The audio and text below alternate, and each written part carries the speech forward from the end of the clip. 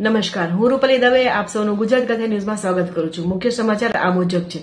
ટીએમસીના ગુંડાઓએ સંદેશખાલી બહેનોને ધમકાવી રહ્યા છે, કારણ કે જુલ્મ કરનારનું નામ શારજા શેખ છે. દિલ્હીની દરેક સીટોને લઈને ભાજપની રણનીતિ તૈયાર છે. મોટાભાગના દિગ્ગજોને રણમેદાનમાં ઉતાર્યા છે.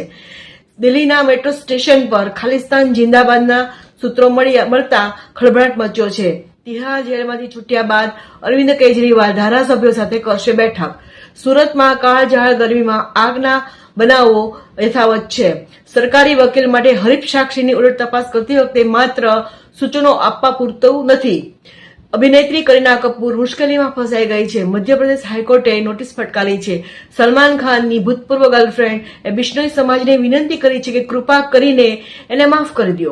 પૂજા ભટ્ટે સુનિલ શેટ્ટી સાથે 27 વર્ષ બાદ ફરી કામ કરવા ઉત્સુક છે. રાકેશ બેદીની પત્ની સાથે થયેલ છેતરપિંડીના 5 લાખ રૂપિયા પરત મળી આવ્યા છે. સલમાન ખાનની આગામી ફિલ્મ સિકંદરમાં રશ્મિકા મંદાનાની એન્ટ્રી થઈ છે.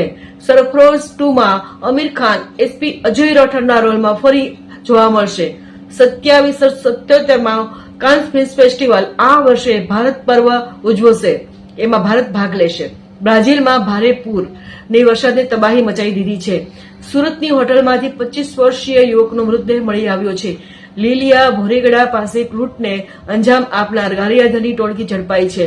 ભાવનગરમાં જનેતાએ જમ બનીને પુત્રનું મોઢું દબાવીને હત્યા કરી નાખી છે. ખંભાતમાં મિતલીની સેવા સહકારી સાથે 2.5 કરોડથી વધારે છેતરપિંડી થઈ છે. ફક્ત પુરુષો માટે આનંદ પંડિત અને વૈશલ શાહ વધુ એક ધમાકેદાર ગુજરાતી મૂવી લઈ આવી રહ્યા છે. હું રૂપાલી દવે આપ સૌની ગુજરાત ગાથા ન્યૂઝમાંથી રજા લઉં છું. નમસ્કાર.